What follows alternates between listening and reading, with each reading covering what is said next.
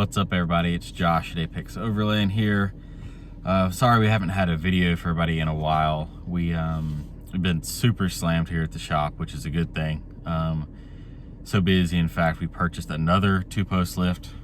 So now we have another bay. This bay is going to be primarily a fabrication bay, but we'll get some suspension kits and bumpers and stuff installed on that one, just like the other bay was.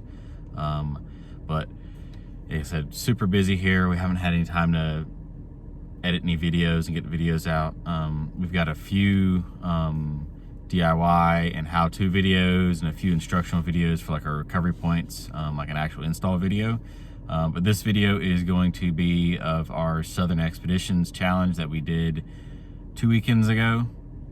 Just a quick edit I did. Hope you guys enjoy. I'll try commentating when events come up to explain the events. Have a good one, guys. Me and Jill started out the weekend by getting there first and getting the Go Fast camper set up on the Tundra. First event we had to do over the weekend was put the 5-gallon water can that had an undisclosed amount of water evenly in the 3 buckets. This was the blind driving one, so your passenger had to get in the driver's seat, put blindfold on. Some teams did better than the others. We did about average, I guess you could say. We hit a few sticks here and there, mainly because our co-drivers was the first time riding in that vehicle. So this one right here is Austin and John. They met probably, I don't know, an hour before this for the first time. Trey and Connor killed it.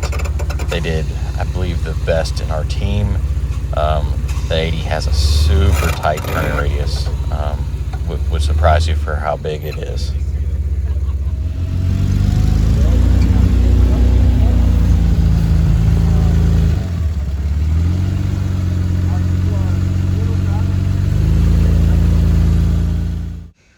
They had a tire repair station for the competitors to do. This one was an interesting one. The A-frame, the person on it could not touch. The 2 people front and back had the ropes to keep them upright, and you had to walk it. Even we had different techniques in our team. As you can see, Jill up close, we were moving it for her, while the other team, they were walking it themselves.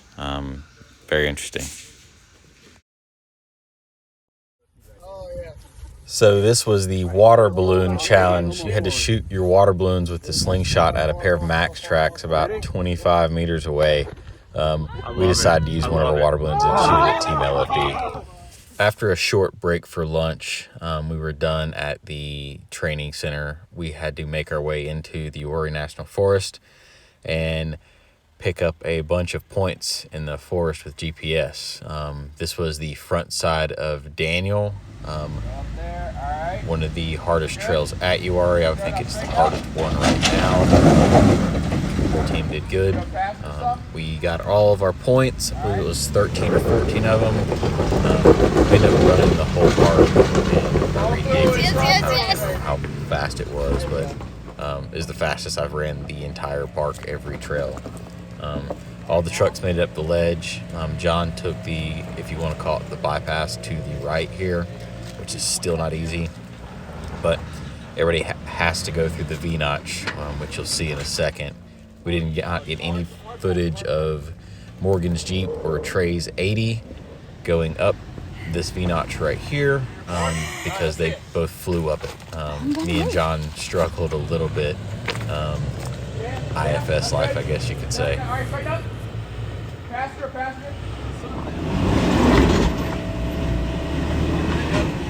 All right, hold up.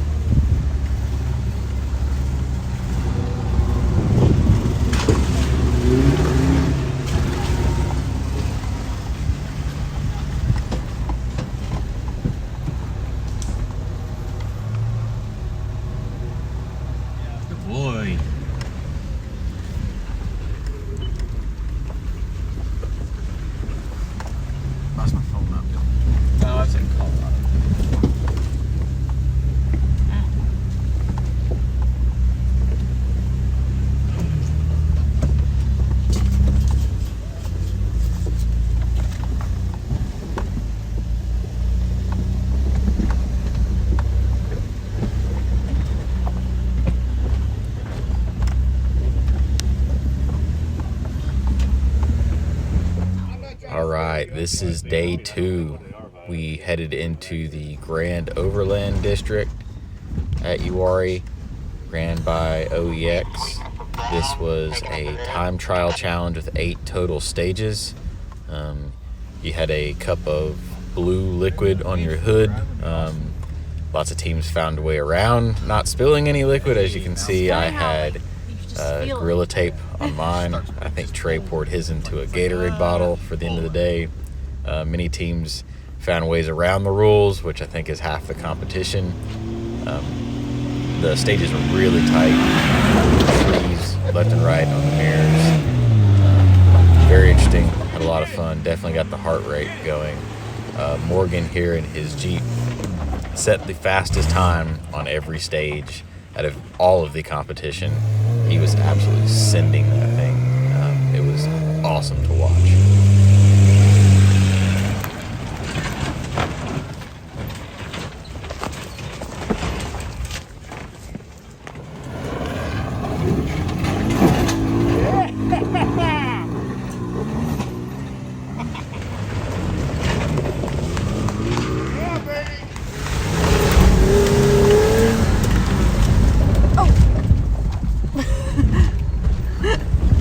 Worked out.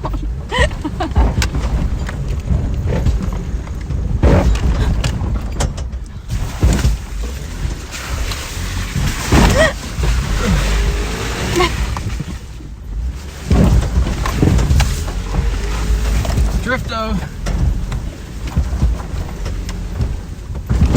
Oh.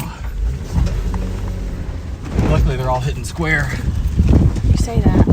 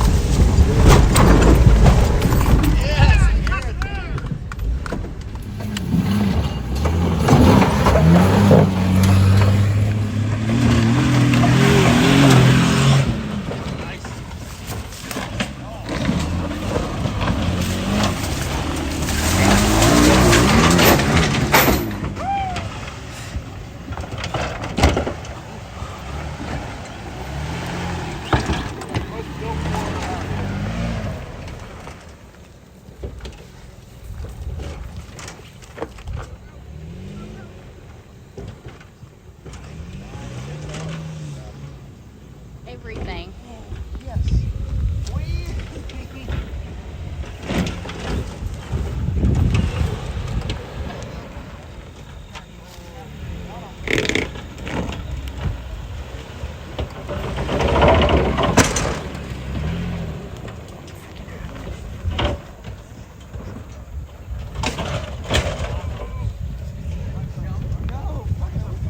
So right here, Morgan's crank position sensor decided to not play anymore. So we ended up having to tow him back to camp where he eventually got it fixed that day. But towing him out up a muddy hill, I got whipped into a tree, which caused that.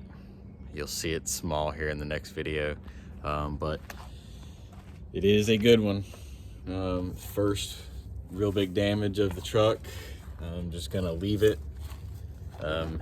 Truck's getting to that point now, it's just a tool. I hate to say that, but it's still a really nice truck, but dents are dents when you play in the woods.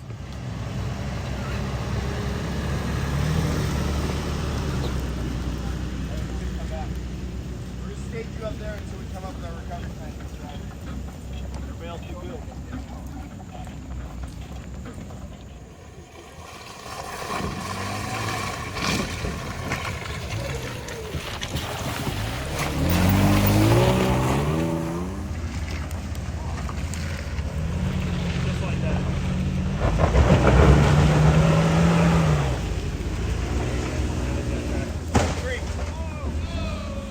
right, so this was one of the funny things of the weekend. As you saw, I hit a tree going up a hill. Front end was unloaded, had no steering. I was slowing down. You see right at the last second, the truck jerked to the left. It caught a rut or a root or something. Front bumper ended up doing its job. Let me flip you guys around here. So the CBI front bumper ended up doing its job. You see I still have some tree stuff on there still. End up cracking the paint and bending the bumper right here. I've already spray painted it black and fixed it a little bit. You can kind of see the little curve in it now, but did pretty good for hitting a tree, probably at 5 to 10 miles an hour. Bumper pushed back into the fender. I can pull it away right now. End up hitting that, breaking the light mount, cracking my light. Obviously the dent in the fender. End up getting it out mostly. I took a tree strap, tied it to the hoop here, tied it to a tree, and backed up. Ended up pulling the bumper out, a lot of the dent out of the fender as well when it relieved the pressure between the two. There's a video floating around of me doing that somewhere. And then able to continue the weekend. When I got back to the shop here, popped this bumper out, got my light that was tucked in behind the fender out, which then found out the light was broke. But luckily it's just the plastic edge. It's not the actual seal of the light, so I'm just gonna keep that on there. The dent in the fender, I was able to put my hands in there with some gloves and pull back hard as I could, and then end up putting another tree strap right here to the forklift here, and just forklift down, bent my bumper straight again, and then we were good to go. Hey, that was a tree! God damn! Hey, I said turn right.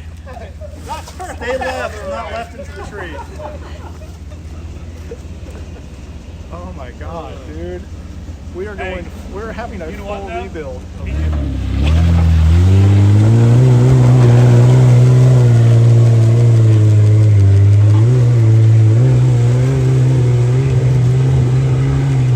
Go faster and left.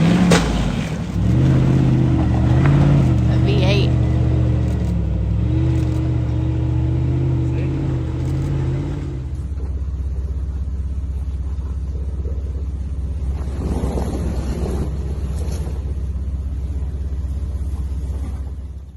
So Saturday night was the cooking competition. They gave us some ground turkey and some either blueberries or raspberries, I can't remember which one, and you had to cook with those. You could add but not take away those two ingredients.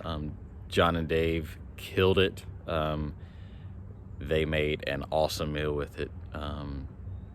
Yeah, I don't know how we did in the competition but one of the best things I've ate camping in my life. It was amazing.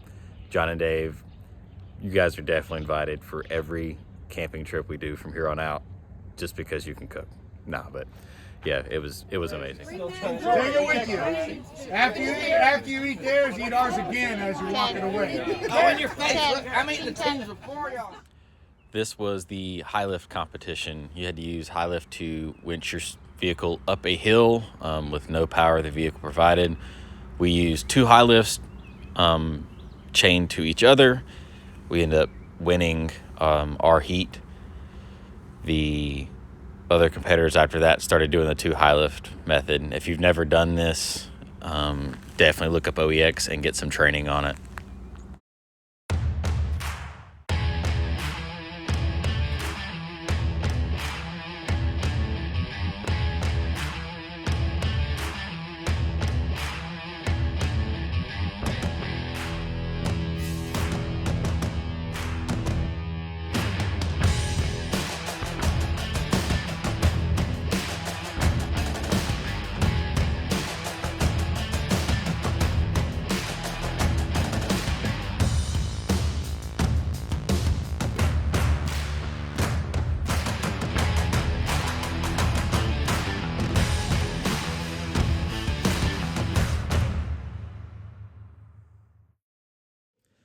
Hey, thanks for watching, everybody. Don't forget to like, share, and subscribe.